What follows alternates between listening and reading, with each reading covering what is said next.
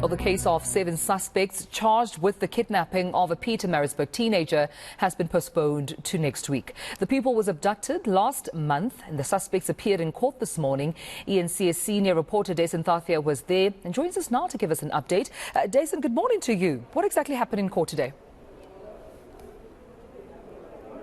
Ultimately, a very brief appearance today, and in fact 6 of those 7 suspects that were initially arrested last week have appeared in court on charges of kidnapping. But the major delay here is the issue of an interpreter. So 4 of them speak Urdu, a language that requires an interpreter, and there's only 1 of them in KwaZulu-Natal. He wasn't available today. So because of that issue, they were not able to secure legal representation. There is a language barrier. In fact, at some point, the magistrate asking one of the accused if he would, at least for the time being, be able to communicate the message to his co-accused that the matter will have to be adjourned. So because of that, there was that issue over securing the legal representation. Only 2 of the accused have legal representation through legal aid. But obviously the matter must now proceed with all of them together, and that at this point will happen on the 20th of June, which will be next week, Tuesday. Yeah, let's give some context as opposed to our viewers as well, Dasen, to catch up with this case. How exactly did these suspects find themselves in court?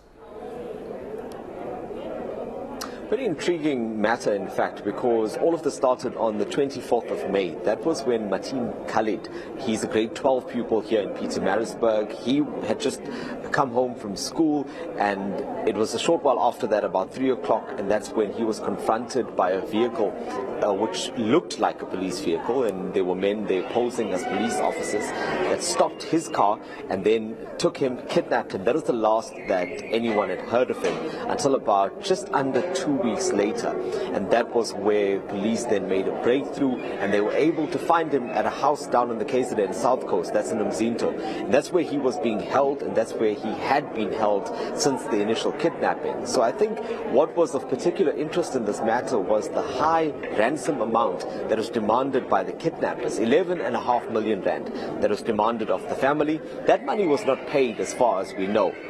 But during that time, members from the DPCI here in Pietermaritzburg, as well as crime intelligence and other police officers and security companies that were investigating, were able to put the pieces together.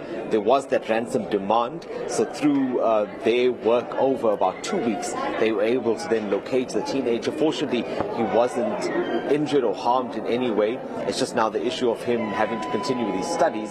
He is in grade 12, as I mentioned. That seems to be the immediate concern. But that's how these people were arrested rather. So there were 2 sets of arrests. Initially there was also a police officer that was arrested, but he has since been released. But one of the accused now is still employed by the Umzinto municipality as a traffic police officer. The rest are foreign nationals. Yeah. Jason, do we know at this stage what charges they're facing? Well, they're definitely facing kidnapping at this point. I think those charges will be reassessed. The investigation is still underway at this point. An ID parade has been conducted. But I think what's important to note is that this is not the end of the investigation. In fact, there are more arrests that are expected. The mastermind is still to be caught.